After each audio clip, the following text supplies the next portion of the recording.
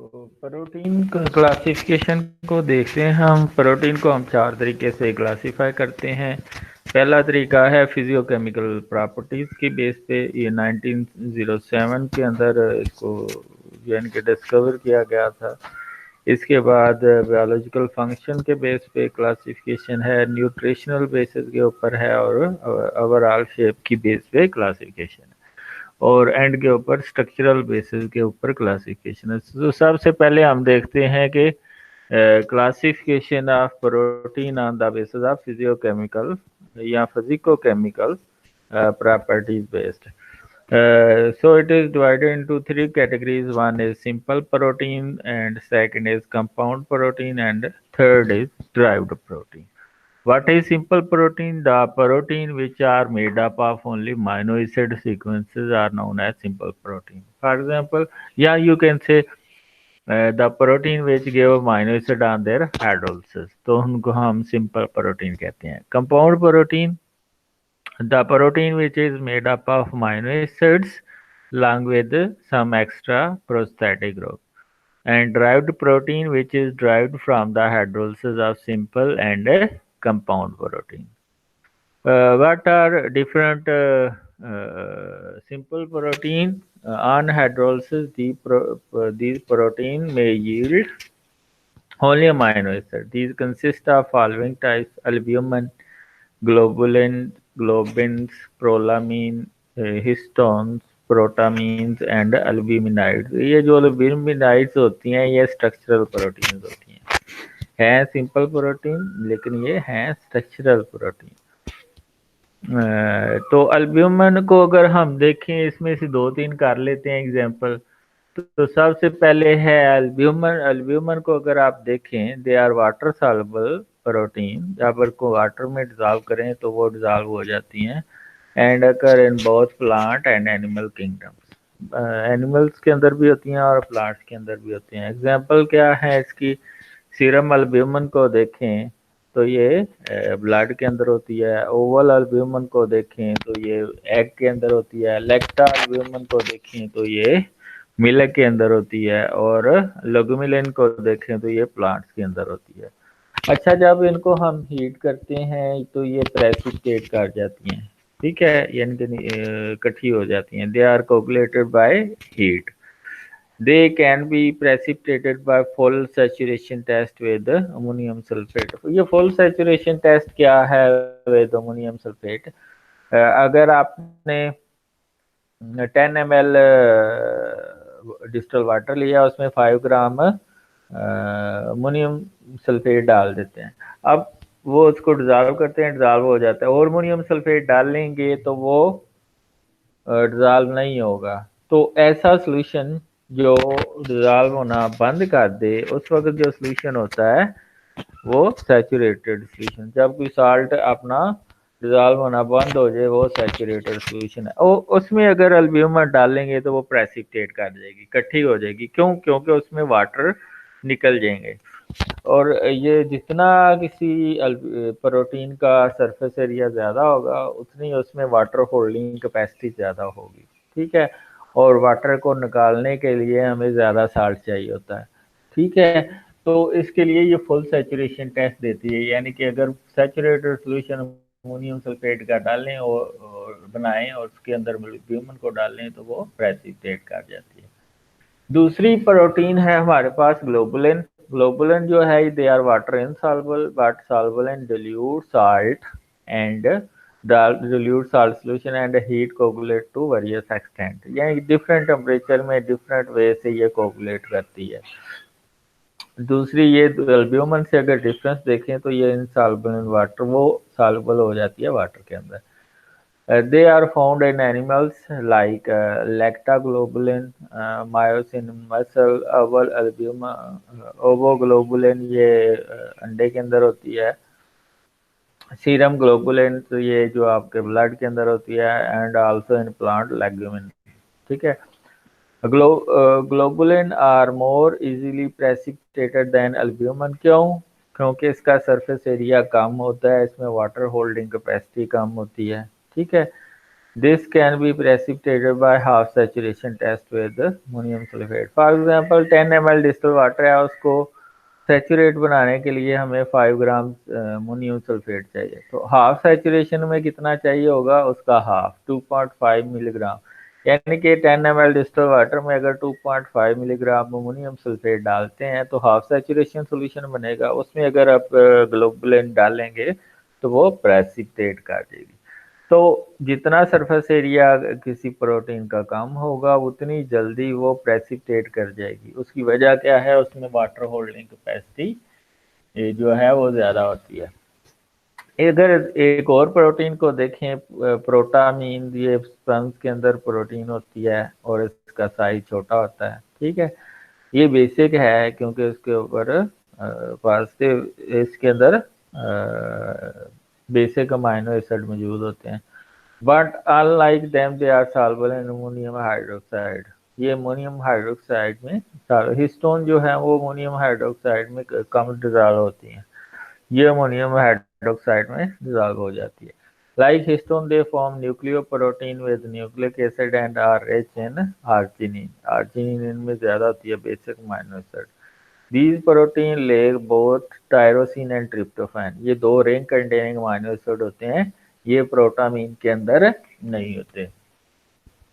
Compound protein को देखें अगर तो इसमें अमाइनो एसिड के अलावा कोई एक्स्ट्रा प्रोस्टैटिक ग्रुप हो सकता है। अगर न्यूक्लियो प्रोटीन देखें तो उसमें हिस्टोन के साथ डीएनए या आरएनए होता है। फास्फोप्रोटीन देखें तो इसमें प्रोटीन के अलावा फास्फोरिक एसिड भी होता है, ठीक है। तो ये हैं सारी। इसके अलावा लिपोप्रोटीन को देखें तो इसमें प्रोटीन के अलावा लिपिड्स भी होते हैं। ग्लाइकोप्रोटीन को देखें तो इसमें प्रोटीन के अलावा कार्बोहाइड्रेट भी होते हैं। क्रोमोप्रोटीन को देखें तो प्रोटीन के अलावा कलरिंग सब्सटेंस भी होते हैं। मेटालोप्रोटीन को देखा तो इसमें मेटल्स भी होती हैं। सबसे पहले है न्यूक्लियोप्रोटीन। ये कंपाउंड प्रोटीन है क्योंकि इसमें डीएनए और आरएनए एक्स्ट्रा प्रोस्टैटिक ग्रुप आ जाता है। These protein are result of the conjugation of certain basic protein with nucleic acids, ठीक है।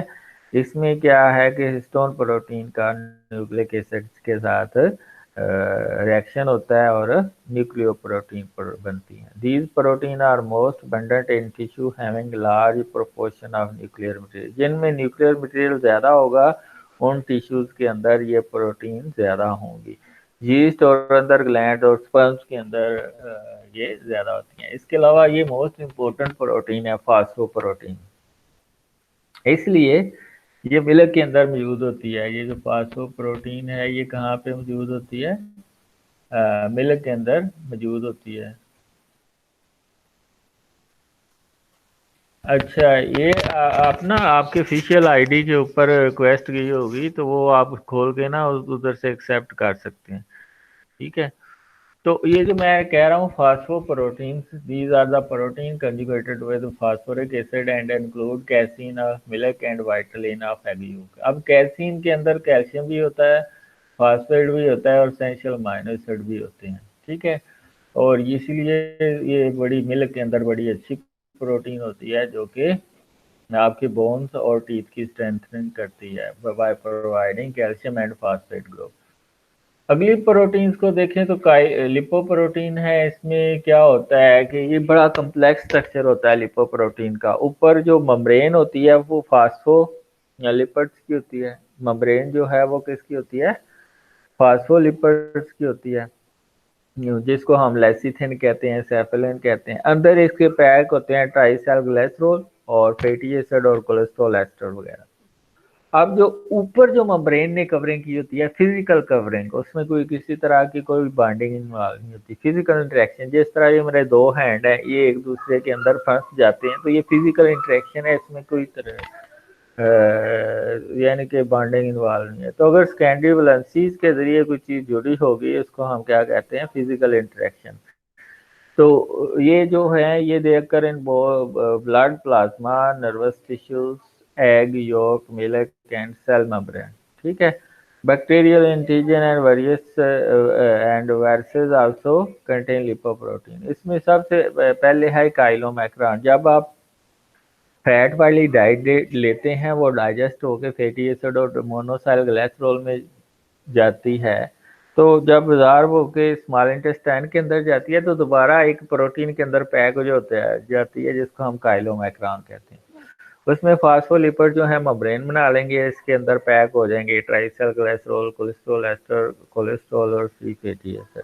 ठीक है, ये जब पैक हो जाएंगे तो ये फिर ट्रांसपोर्ट होगी। इसी तरह ये HDL है, इसको हम हाई डेंसिटी लिपोप्रोटीन कहते हैं। LDL, इसको हम लो डेंसिटी लिपोप्रोटीन कहते हैं। VLDL, very low density lipoprotein. IDLP, intermediate density lipoprotein. अब ये जो HDL है हाई डेंसिटी लिपोप्रोटीन है, इसको हम गुड कोलेस्ट्रॉल प्रोटीन भी कहते हैं, और LDL को हम बैड कोलेस्ट्रॉल प्रोटीन भी कहते हैं। क्यों? HDL आपके कोलेस्ट्रॉल को पकड़ती है ब्लड से और टिश्यू के अंदर लेके जाती है, और LDL क्या करती है, टिश्यू से पकड़ती है ब्लड के अंदर लेके जाती है। तो ये दोनों प्रोटीन इंपॉर्टेंट हैं क्योंकि ये जो हैं ये कई फंक्शन परफॉर्म करती हैं। This class of derived protein, this class of protein include substances which are derived from simple or compound protein by various processes. These are formed from native protein by the action of heat, physical forces, chemical factor, and X-rays, and most importantly by enzymes. These proteins are divided into primary derived protein and secondary derived protein. अब primary derived protein को आप कैसे define करेंगे? The protein which are obtained by single step reaction with the help of heat, UV radiation, X-rays, acid and alkali. These are known as primary derived protein. जो एक ही reaction के दौरान produce होती हैं उनको हम क्या कहते हैं? Primary derived protein. इसमें क्या है? फाइब्रिन है, फाइब्रिनोजन से हम लेते हैं। मायोसिन है, वो हम मायोसिन से लेते हैं। एडिस्टेन है, वो हम एडिस्टेन से लेते हैं। ठीक है, दूसरी कैटेगरी है सेकेंडरी ड्राइव्ड प्रोटीन। ये जो सेकेंडरी ड्राइव्ड प्रोटीन हैं ये सीक्वेंस वाइज हाइड्रोलिसिस होती है प्रोटीन की with the help of enzyme, तो उसको हम क्या कहते हैं? Secondary derived protein. मसलन पहले जब एक दफ़ा हाइड्रोलिसिस होती है तो smaller molecular weight protein produce होती है, फिर उससे स्मॉलर, फिर उससे स्मॉलर, फिर उससे स्मॉलर, फिर उससे स्मॉलर, फिर, और ये क्या होता है कि ये एंजाइम्स की मौजूदगी में हो रही होती है। Secondary derived protein are form by the progressive hydrolysis of protein by enzyme, यानी कि सीक्वेंस वाइज हाइड्रोलिसिस होती है तो फिर आपके पास सेकेंडरी ड्राइव्ड प्रोटीन आती है। मतलब प्रोटीन चेंज होती है प्रोटियॉन्स के अंदर, फिर मेटालोप्रोटीन्स के अंदर, फिर प्रोटियोसिस के अंदर, फिर पेप्टोन्स के अंदर, फिर पेप्टाइड, और एंड के ऊपर अमीनो एसिड आ जाते हैं। फिर classification of protein on the basis of their structure, तो चार क्लासेस हैं प्राइमरी, यानी कि चार कैटेगरीज हैं। Primary structure of protein, then secondary structure of protein, then tertiary protein of protein, then quaternary structure. सबसे पहले है primary structure of protein. Primary structure में अगर आप देखें तो इसमें नंबर और सीक्वेंस ऑफ अमीनो एसिड आपको पता होता है लॉन्ग द पॉलीपेप्टाइड की, क्या उसके अंदर अमीनो एसिड है, क्या उसकी सीक्वेंस है, ये आपको पता होता है जो स्ट्रेट चेन स्ट्रक्चर के अंदर होती है। और प्राइमरी स्ट्रक्चर बताता है कि इसका टर्शियरी स्ट्रक्चर क्या होगा प्रोटीन का। ठीक है, the number and the sequence of amino acid residue along the peptide chain is called the primary structure. The primary structure of the various polypeptide have been shown. तो इसमें अगर insulin देखें तो इसमें दो यूनिट होते हैं प्रोटीन के जो कि डाइसल्फाइड लिंकेज के जरिए एक दूसरे में जुड़े होते हैं। एक अल्फा होता है, एक बीटा होता है, तो एक 21 और 30 रेसिड्यू होते हैं। इसी तरह राइबोन्यूक्लिएजेज हैं। अल्फा चेन हीमोग्लोबिन की 141 अमीनो एसिड रखती है, बीटा चेन जो है वो 147 अमीनो एसिड रखती है। ऑक्सीटोसिन के अंदर 8 अमीनो एसिड होते हैं, कैल्सिटोनिन के अंदर 32 अमीनो एसिड होते हैं। तो मोस्टली अमीनो एसिड को हम जो प्राइमरी सीक्वेंस होती है उसको हम 3 लेटर कोड से रिप्रेजेंट करते हैं या सिंगल लेटर कोड से रिप्रेजेंट करते हैं। 3 लेटर कोड से रिप्रेजेंट करते हैं या ये सिंगल लेटर कोड से। अगर ग्लूटामिक एसिड को देखें तो इसको GLU, और एलानिन को ALA, लाइसिन को LYS, ग्लाइसिन को ये इस तरह टायरोसिन, एलानिन, ग्लूटामिक एसिड को ई से, एलानिन को ए से, सिंगल लेटर अगर देखें, ग्लाइसिन को के से, ग्लाइसिन को जी से, टायरोसिन को वाई से, एलानिन को दोबारा। ये तो ये हमारे पास सीक्वेंस है एक प्रोटीन की जिसके अंदर 6 अमीनो एसिड है, ठीक है। तो अगर दोनों अमीनो एसिड को सेपरेट करना हो तो इसको हम ये अगर 3 अमीनो एसिड कोड से रिप्रेजेंट है तो इसको लाइन से रिप्रेजेंट करते हैं, ठीक है। और अगर यानी कि सिंगल लेटर से रिप्रेजेंट करना है तो उसमें ये सिंपल लिख देते हैं। अगर हमें अनसर्टेनिटी है कि इसमें कौन सा अमीनो एसिड है सेंटर के अंदर, ये एलानिन है, ग्लाइसिन है, टायरोसिन है, यानी कि अनसर्टेनिटी है किसी अमीनो एसिड के अंदर, तो फिर हम वो ब्रैकेट डाल के तीनों अमीनो एसिड जो कि उसमें से हो सकता है एक अमीनो एसिड, उनको लिख के दरम्यान में कॉमास डाल देते हैं, ठीक है। वैसे जो अगर लिखते हैं तो वो डैश ही डालते हैं दरम्यान में। अगर प्राइमरी स्ट्रक्चर को देखें तो उसकी स्टेबिलिटी होती है, प्राइमरी स्ट्रक्चर को अगर हम देखें तो उसकी स्टेबिलिटी होती है थ्रू पेप्टाइड बॉन्ड और डाइसल्फाइड लिंकेज। डाइसल्फाइड लिंकेज तब बनती है जब दो चेन्स ने एक दूसरे से कनेक्ट होना है, मसलन अल्फा चेन है, बीटा चेन है, तो सिस्टीन सिस्टीन रेजिड्यू एक दूसरे के सामने आ जाते हैं और दरमियान में क्या बनती है, डाइसल्फाइड लिंकेज। दरमियान में क्या बनती है, डाइसल्फाइड लिंकेज। तो अगर हम अल्फा हेलिक्स को देखें, the alpha helix is a coil structure stabilised by interaction interchain hydrogen bonds. इसमें इंटरचेन यानी कि एक ही चेन के अंदर हाइड्रोजन बॉन्डिंग बनती है और मोस्टली ये क्लॉकवाइज स्ट्रक्चर होता है। मोस्टली क्या होता है, clockwise. It is a clockwise rod-like spiral and is formed by interchain hydrogen bonding between carbonyl group of each amino acid and the amino group of the amino acid that is situated 4 amino acid head in the linear sequence। यानी कि ये जो coil बनी है इसका एक carbonyl group है, फिर चेन के अंदर जब चौथा अमीनो एसिड होता है उसका अमीनो ग्रुप आपस में हाइड्रोजन बनाते हैं। तो इस तरह ये चेन जो है वो क्वाइल ही रहती है, डिस्टेबलाइज नहीं होती। तो अगर आप सेकेंडरी स्ट्रक्चर को देखें उसमें अल्फा हेलिसेस और बीटा प्लीटेड शीट्स हैं या बीटा शीट्स हैं, तो उसको अगर आप देखें तो उसकी स्टेबिलिटी हाइड्रोजन बॉन्डिंग की वजह से, उसकी स्टेबिलिटी किसकी वजह से है, हाइड्रोजन बॉन्डिंग। ये आप दे सकते हैं इसमें अगर यहाँ पे कार्बोनाइल ग्रुप है तो चौथा अमीनो एसिड कहीं यहाँ पे होगा, उसका अमीनो ग्रुप आपस में बॉन्डिंग बनाएंगे। अगर आप इसके स्ट्रक्चर को देखें तो एक टर्न का जो डिस्टेंस है उसको हम 0.54 नैनोमीटर कहते हैं, जिसको हम पिच भी कह सकते हैं। एक टर्न के अंदर जो डिस्टेंस होता है अल्फा हेलिक्स का वो 0.45 नैनोमीटर होते हैं और इसमें कितने अमीनो एसिड हो सकते हैं, एवरेज इसमें 3.6 अमीनो एसिड हो सकते हैं। और अगर एक देखें इसके एक अमीनो एसिड से दूसरे अमीनो एसिड का डिस्टेंस वो 0.15 नैनोमीटर होता है। मैंने कहा था जो आपके जो होती है ये जो आपकी है ये अल्फा हेलिक्स है, ये राइट हैंडेड होती है। ये कौन सी होती है, राइट हैंडेड होती है। तो राइट हैंडेड में अगर आप देखें तो ये looking at your right hand, think a helix spiraling up your right thumb in the direction in which the other 4 fingers are curled shown। ये देखें जो अगर आप राइट हैंड को देखें तो ये जो 4 फिंगर्स हैं ये आपकी तरफ कर्व हुई होती हैं। तो ये मोस्टली जो प्रोटीन के अंदर अल्फा हेलिक्स होती है ये आपकी तरफ ये फिंगर जो है फेस कर रही होती है, यानी कि आपकी तरफ ये टर्न कर रही होती है।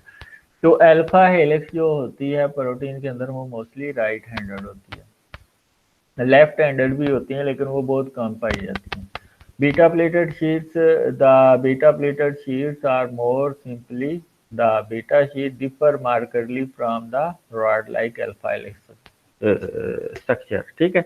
अब बीटा शीट्स जो होती हैं ये रिबन लाइक स्ट्रक्चर होता है, जिस तरह फीता नहीं होता उसका वो लंबे लंबे उसके होते हैं शीट्स। इसी तरह इसकी ये भी जो है ना बीटा शीट्स भी जो है ना ये स्पाइरल फॉर्म में नहीं होती बल्कि एक्सटेंडेड स्ट्रक्चर जो कि होता है उसकी तरह का होती हैं। ये आगे बीटा शीट का स्ट्रक्चर दिखाया गया है। A polypeptide chain called beta strand in a beta sheet is almost fully extended rather than being tightly coiled as an alpha helix structure। ये देखें ये बिल्कुल कहता है कि स्टेट चेन में होती हैं और फुल्ली एक्सटेंडेड होती हैं। ठीक है, और इसी तरह ये इसके डिफरेंट स्ट्रक्चर्स होते हैं। मसलन पैरेलल बीटा शीट्स होती हैं। पैरेलल ऐसी शीट्स जो दोनों शीट्स अगर एक ही तरफ जा रही हैं तो उसको हम पैरेलल बीटा शीट्स कहते हैं। और इसमें एक माइनो एसिड जो है वो दो डिफरेंट माइनो एसिड से के दरमियान हाइड्रोजन बनाता है। और इसकी वजह क्या है कि इसमें डिस्टेंस ज्यादा हो जाता है एक माइनो एसिड का दूसरे माइनो एसिड से। कार्बोनाइल ग्रुप और माइनो ग्रुप के दरमियान जो डिस्टेंस है वो थोड़ा सा ज्यादा हो जाता है जब ये एक ही साइड में जा रही हूँ। Adjacent beta strand run in the same direction. Hydrogen bond connect each amino acid on one strand with two different amino acid on the different adjacent strand। कहता है एक अमीनो एसिड दो डिफरेंट अमीनो एसिड के साथ hydrogen bonding बनाता है, जिसकी वजह से ये जो हाइड्रोजन बॉन्डिंग होती है वीक होती है। क्यों? क्योंकि इसमें डिस्टेंस जो होता है वो कार्बोनाइल ग्रुप और माइनो ग्रुप का वो ज्यादा हो जाता है। कार्बोनाइल ग्रुप और माइनो ग्रुप का डिस्टेंस ज्यादा हो जाता है।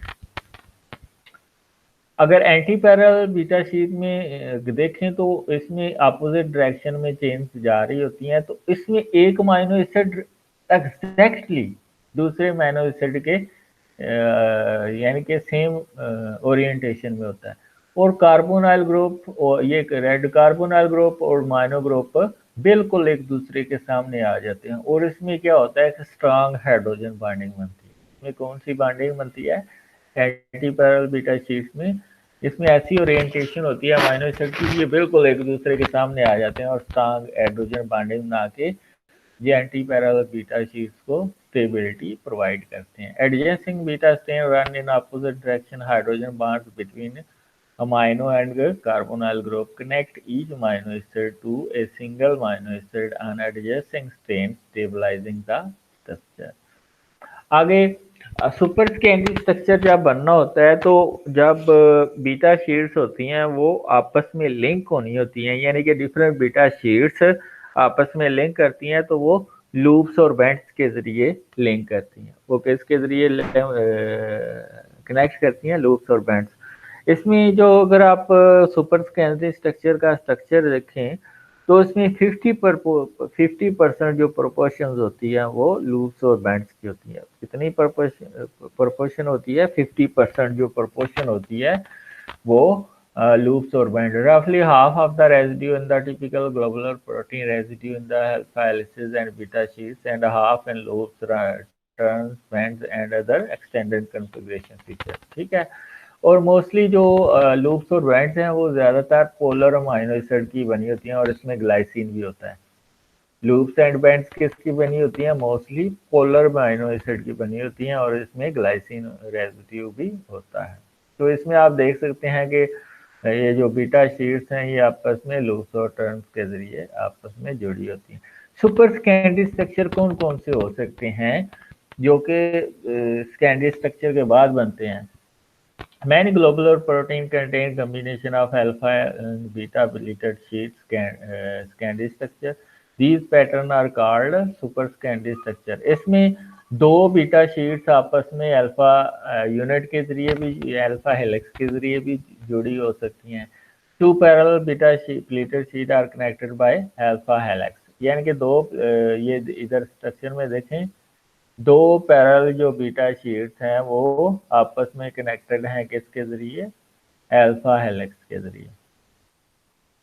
ठीक है, इसके अलावा अगर देखें तो in beta meander pattern two anti parallel beta sheet are connected by polar amino acid and glycine to effect the abrupt change in the direction of the polypeptide chain called reverse beta turn.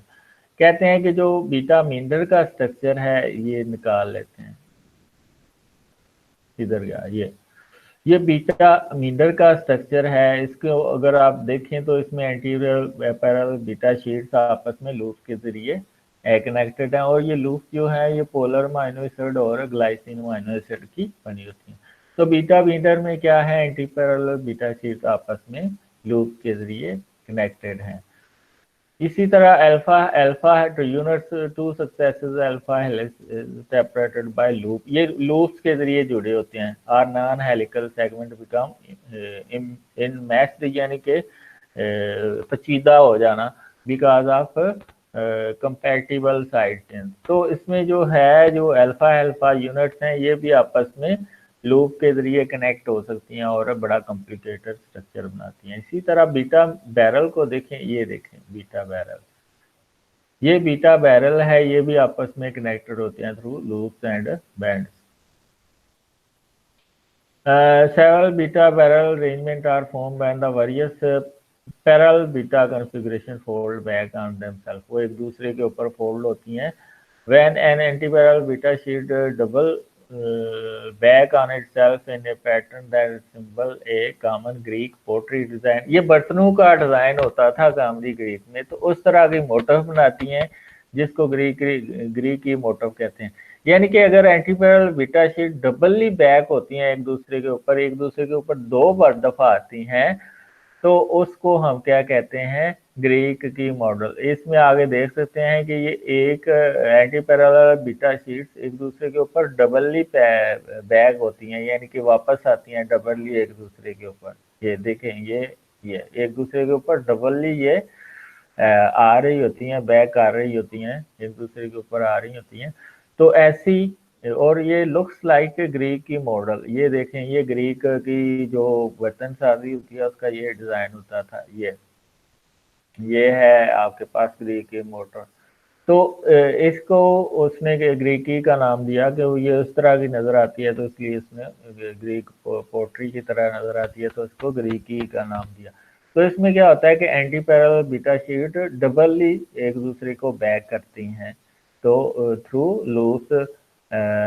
ये आगे tertiary structure देखें, जब ये जो आपके super Scandi structure excessively एक दूसरे के ऊपर फोल्ड करता है और ग्लोबुलर स्ट्रक्चर बनाता है, उसको हम टर्सरी स्ट्रक्चर ऑफ प्रोटीन कहते हैं। या Scandi structure, super Scandi structure excessively एक दूसरे के ऊपर फोल्ड करके ग्लोबुलर स्ट्रक्चर बनाता है, तो उसको हम क्या कहते हैं, tertiary structure of protein. The overall three-dimensional structure of protein is the tertiary structure of protein. The shape of globular protein involved, ये जब ये एक्सेसिवली फोल्ड होती हैं तो इसमें ग्लोबुलर प्रोटीन के अंदर एक स्पेस बच जाती है, वो होती है एक्टिव साइट, जिसके ऊपर लिगेंड लगता है और वो प्रोडक्ट के अंदर चेंज होता है।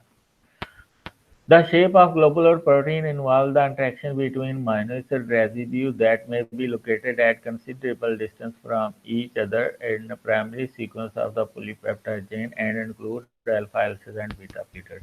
तो इसमें डिफरेंट तरह की इंट्रैक्शन होती है। कौन सी इंट्रैक्शन हो सकती है? ये 5 तरह की इंट्रैक्शन होती है।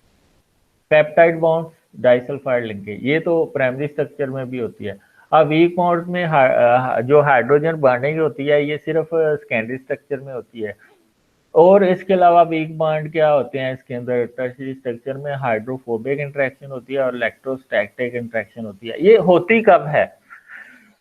इलेक्ट्रोस्टैटिक इंट्रैक्शन तब होगी जब मसलन ये ग्लूटामिक एसिड है, इसके आगे लाइसिन या आर्जिनिन कोई भी बेसिक अमाइनो एसिड आ गया है, तो इसका जो कार्बोक्सिलिक ग्रुप के ऊपर नेगेटिव चार्ज है, अमाइनो ग्रुप के ऊपर पॉजिटिव चार्ज है, ये जब आपस में इंट्रैक्शन करेंगे तो इसको आयनिक इंट्रैक्शन या इलेक्ट्रोस्टैटिक इंट्रैक्शन। ये किसी का माइक आना है वो बंद कर दें। ये माइक किसी का आना बंद कर दीजिएगा। ये इलेक्ट्रोस्टैटिक इंटरेक्शन तब होगी जब एक अमाइनो एसिड का कार्बोक्सिलिक ग्रुप दूसरे बेसिक अमाइनो एसिड का अमाइनो ग्रुप, उसके ऊपर पॉजिटिव चार्ज होगा, इसके ऊपर नेगेटिव चार्ज होगा, इलेक्ट्रोस्टैटिक इंटरेक्शन करेंगे। हाइड्रोजन बॉन्डिंग होगी, ये एसिडिक और हाइड्रोक्सिल ग्रुप के दरमियान भी हो सकती है, बेसिक और hydroxyl group containing amino acid के दरमियान भी हो सकती है। तो हाइड्रोजन बॉन्डिंग बनती है जब हाईली इलेक्ट्रोनेगेटिव का हाईली इलेक्ट्रोपॉजिटिव के साथ इंटरेक्शन होती है, तो वो हाइड्रोजन बॉन्डिंग बनाती है। इसी तरह हाइड्रोफोबिक इंटरेक्शन होती है जब अल्काइल और अल्काइल यानी कि हाइड्रोफोबिक अमाइनो एसिड एक दूसरे के सामने आ जाते हैं, तो उनके दरमियान जो इंटरेक्शन होती है वो हाइड्रोफोबिक इंटरेक्शन होती है। इसी तरह डाइसल्फाइड लिंकेज तब होती है जब सिस्टीन सिस्टीन रेजिड्यू की साइड चेन एक दूसरे के सामने आ जाती हैं। इधर भी सल्फाइड्रल ग्रुप है, इधर भी सल्फाइड्रल ग्रुप है, हाइड्रोजन रिलीज होती है तो इधर डाइसल्फाइड लिंकेज बनती है। ये दोबारा से आ गई हाइड्रोफोबिक इंटरेक्शन। ये हाइड्रोफोबिक इंटरेक्शन क्या है, अल्काइल एंड के एक दूसरे के सामने आ गए हैं, तो ये भी हाइड्रोफोबिक इंटरेक्शन है। तो ये इंटरेक्शन हो सकती हैं साइड चेन के दरमियान। ये जो वीक इंटरेक्शन होती हैं या ये कोवलेंट इंटरेक्शन, इसमें एक है डाइसल्फाइड लिंकेज वाली, ये हमेशा साइड चेन के ऊपर जो ग्रुप्स होते हैं उनके दरमियान जब एक्सेसिवली प्रोटीन फोल्ड करती है एक दूसरे के दरमियान, तो साइड चेन एक दूसरे के सामने आ जाएंगी। अगर एसिडिक और बेसिक सामने आ गए हैं तो इलेक्ट्रोस्टैटिक होगी। अगर हाइड्रोक्सिल ग्रुप या बेसिक या एसिडिक सामने आ गए हैं तो हाइड्रोजन बॉन्डिंग हो सकती है।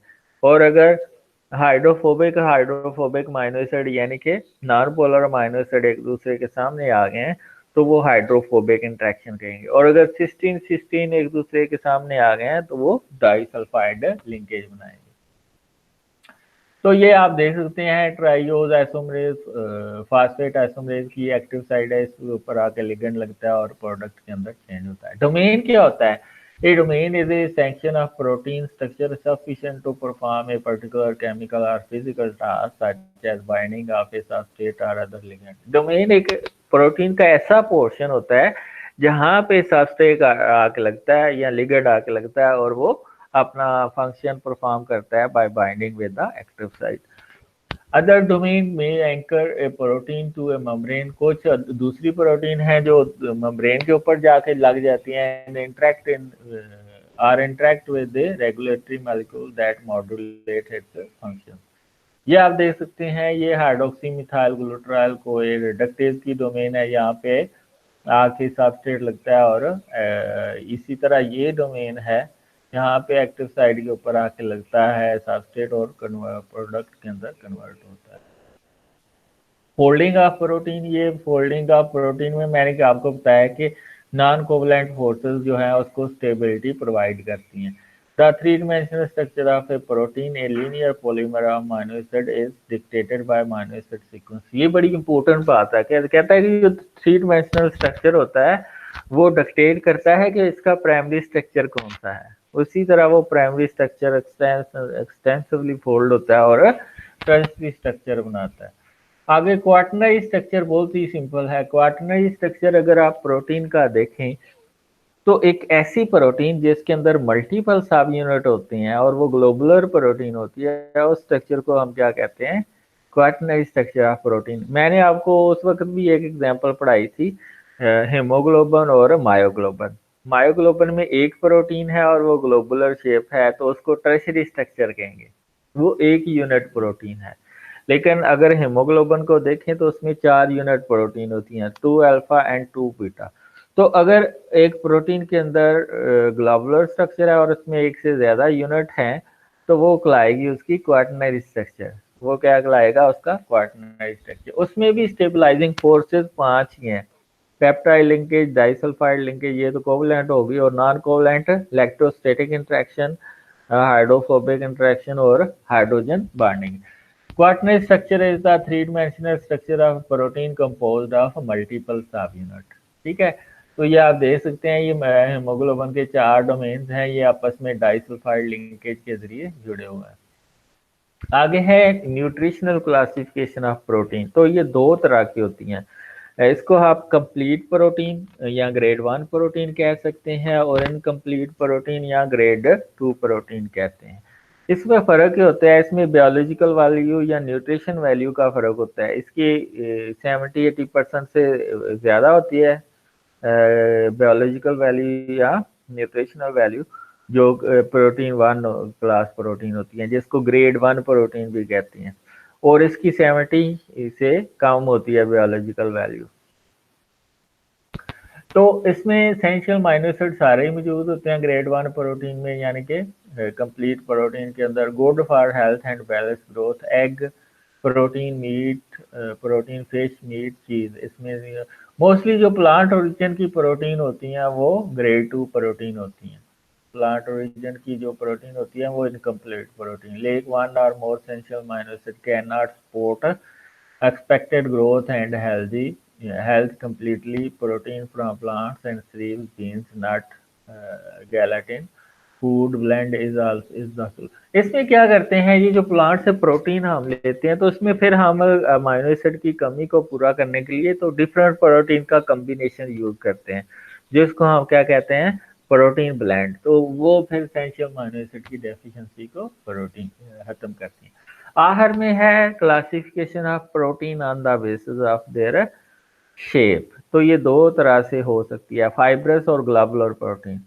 तो फाइब्रस को अगर शेप में देखें तो इसमें लॉन्ग और नैरो होती हैं, और ग्लोबुलर प्रोटीन राउंड और स्फेरिकल होती हैं। अगर स्ट्रक्चर को देखें तो जो फाइब्रस प्रोटीन होती है इसमें सेकेंडरी स्ट्रक्चर प्रोमिनेंट होता है। ठीक है, सेकेंडरी स्ट्रक्चर यानी कि जिसमें अल्फा हेलिसेस और बीटा प्लेटेड शीट होते हैं। तो फाइब्रस में अगर आप देखें तो इसमें ऑक्सियल रेशियो भी 10 से ज्यादा होती है। ऑक्सियल रेशियो 10 से ज्यादा होती है। ऑक्सियल रेशियो क्या होती है, मसलन ये मेरी फिंगर है, तो ब्रेड्थ और लेंथ में जो होती है ना रेशियो, उसको हम ऑक्सियल रेशियो कहते हैं। यानी कि एक फिंगर का ये एक पॉइंट लें और ये 5 पॉइंट हो जाएंगे, तो इसकी ऑक्सियल रेशियो क्या होगी, 5। तो इसी तरह ये आप देखें फाइब्रस प्रोटीन की जो ऑक्सियल रेशियो है 10 से ज्यादा होते हैं, तो इसमें लंबे लंबे फाइबर होते हैं।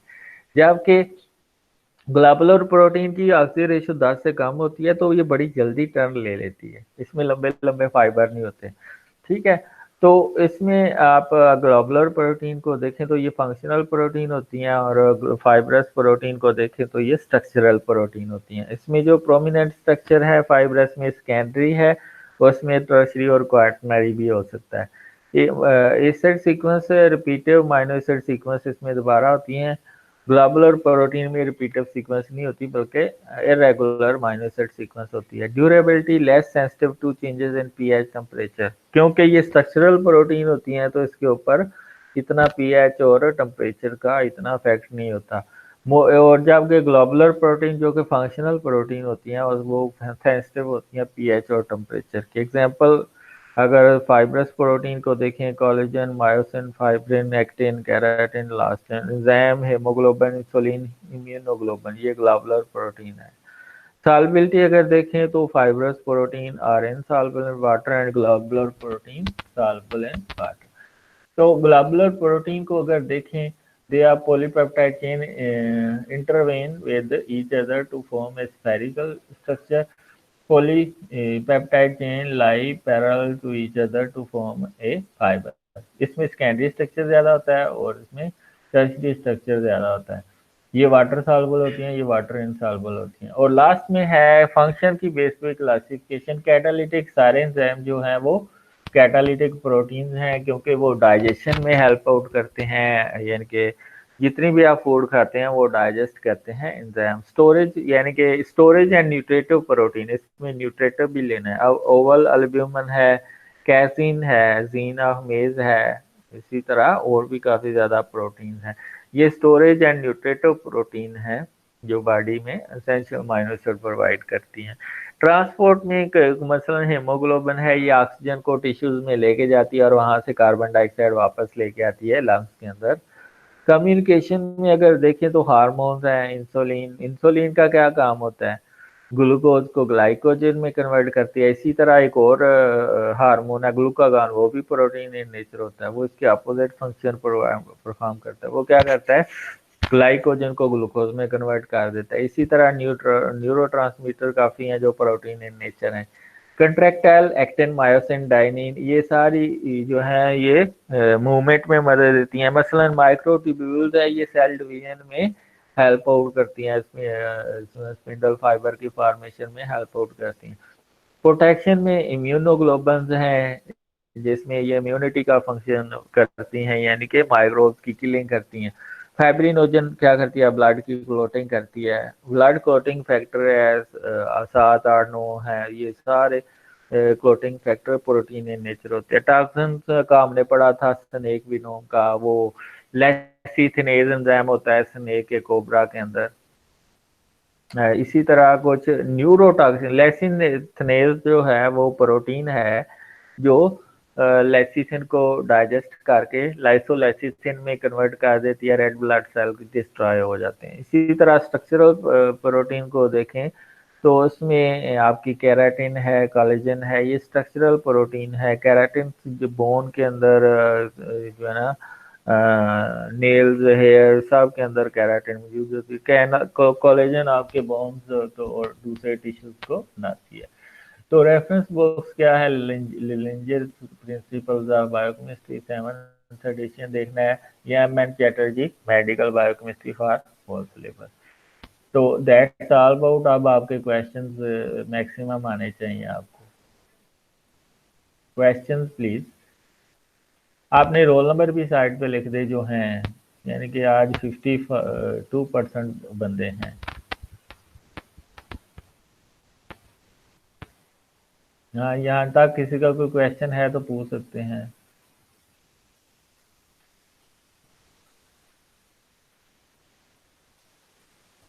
यहाँ तक किसी का कोई क्वेश्चन है? यस। सर जो अल्फा हेलिक्स स्ट्रक्चर्स और बीटा प्लेटेड शीट्स हैं, ये एक ही प्रोटीन के स्ट्रक्चर में होते हैं या अलग अलग होते हैं?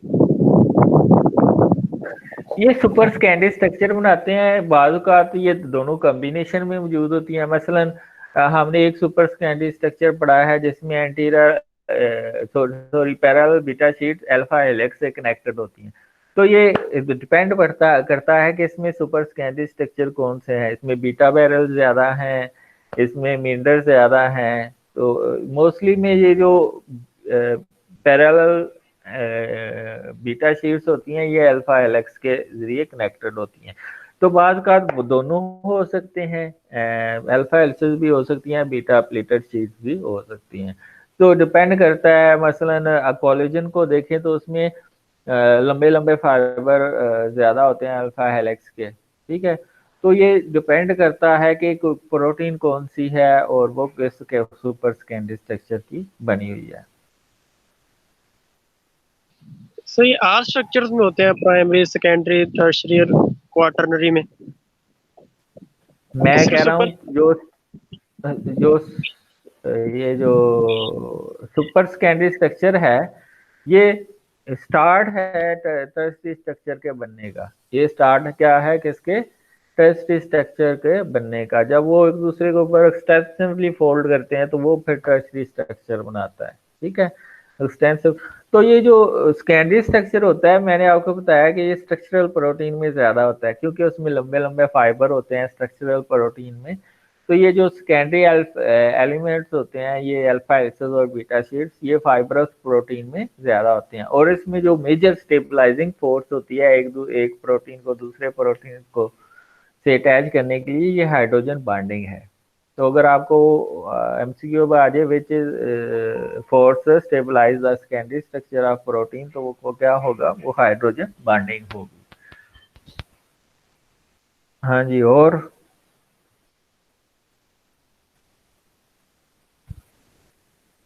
No, thank you sir. हाँ जी, और लोग बकाया लोगों को समझ आ गए? जिनको समझ आ गया वो साइड पे यस लिख दें।